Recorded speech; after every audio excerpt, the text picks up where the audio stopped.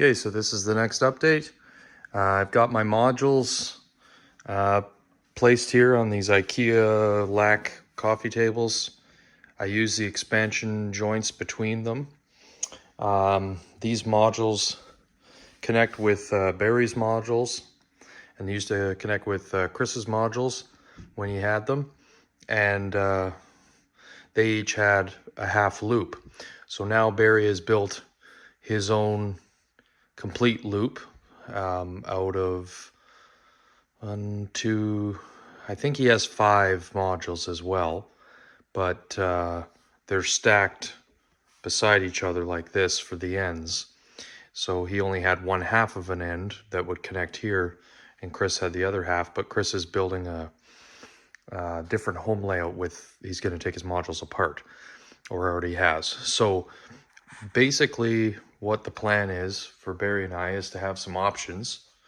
So I've got these nicely laid out here, this nice 7-track yard, plus the back there was a specific layout for some repair facilities and engine servicing facilities. And everything goes down to this standard that we made up on these IKEA student desk tabletops called LINNMONs. They're 100 by 60 centimeters, or basically 22 inches by around, basically 2 by 3 feet. And on top of that, this is what a painted one without track looks like. We came up with this threaded insert, and then we have these folding sawhorses that they stand on at a show, and then a square made out of 1x3s that clicks onto the sawhorse, and then each piece makes it so that it's at a really good standing height for operating at a show.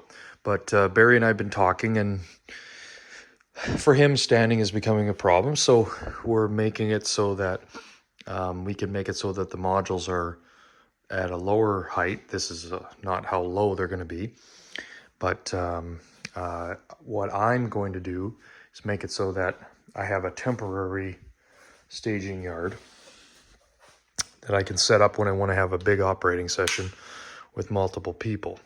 So I got my laser level set to the height of my top of my bottom deck, which is a nice height for when you're sitting on this stool.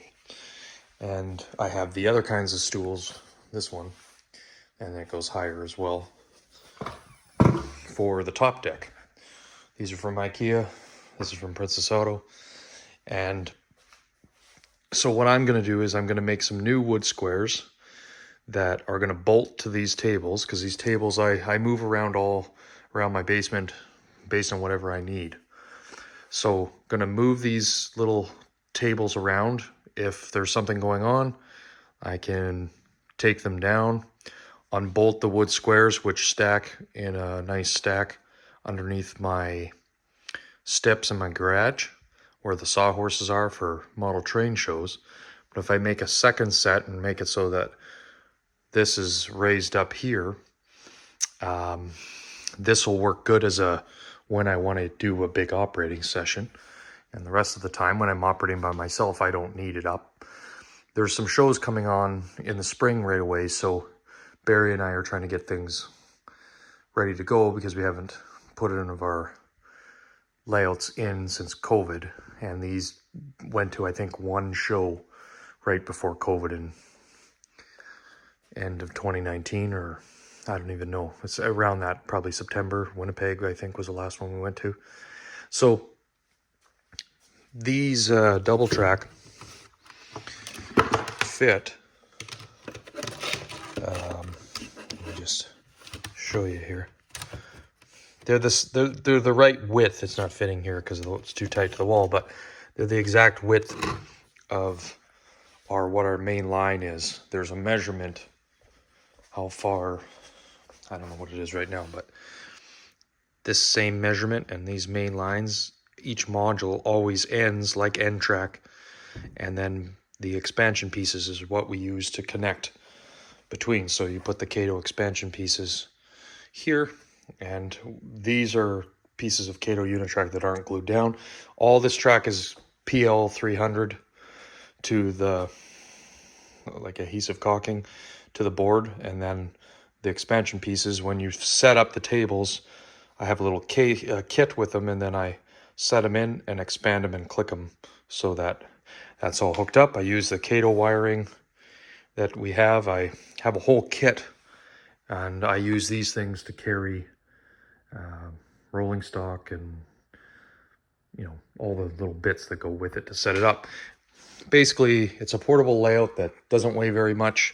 I have a special little trailer for it, and I haven't talked about it much on this channel because I didn't really start doing YouTube with this in it, but now you're going to see this a few times, and I'm going to be doing some measurements for what I'm going to be doing with these 5 modules. I have 10 modules to do, and I want to make it so that there's a curved piece, and I can get more of these tables and have basically a temporary setup L in here, and then have a rollaway helix on wheels probably right here. So then we use this room for the inflatable bounce house, or the kids are playing with their toys, or we're having more people over. We have this same couch upstairs. We bring it down. Sometimes it comes apart in 3 pieces. We change this room a lot. So part of the thing was getting the room all up to speed, which it is now. And now we can kind of move on to the modular, takedownable train yard that I'm going to be putting in. And I'm going to make it so that this can curve and have more modules that the kids can sit at and run. Lots of track. I got 4 kids. And then have it so that it goes into the helix, goes up, and then, and obviously it'll be starting from where the line is, goes up to the second level, which is about 11 inches away. So it's really not going to be that tall a helix. It's only going to be here, and I have ample room to position it.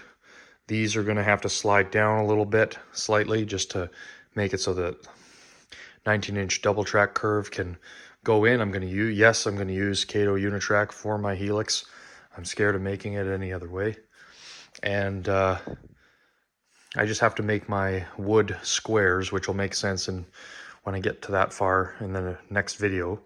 But I just wanted to kind of show you the progress. And the only thing that I have to show that's finished in here, as you see, the laser level's lined right up.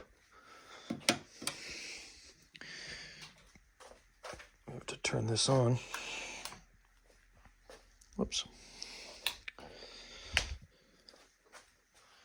Is I got the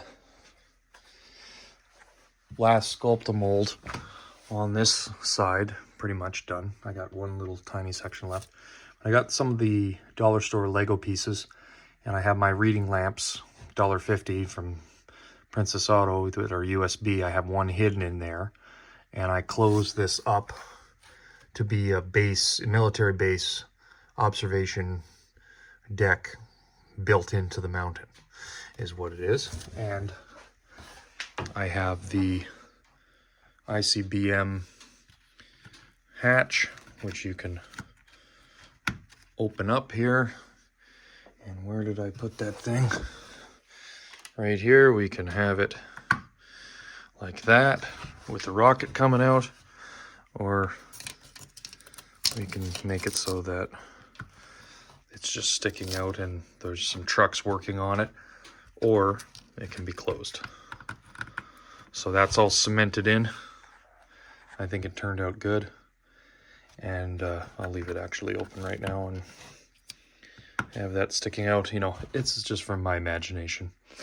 In right here, what I'm going to be working on next is cutting a big kind of thick square hanger and having a flying saucer parked in there, kind of like Star Wars, just in the side of the mountain further to that.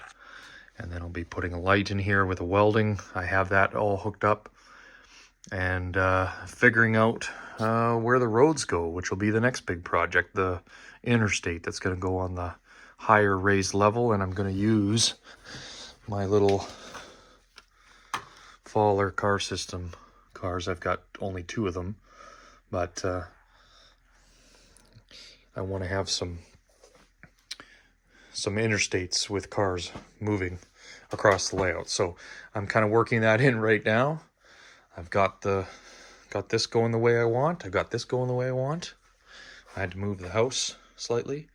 I have to paint the inside of it, but things are coming along really nicely, and I should have fascia on pretty soon here as well. So, all right, guys, we'll talk to you soon.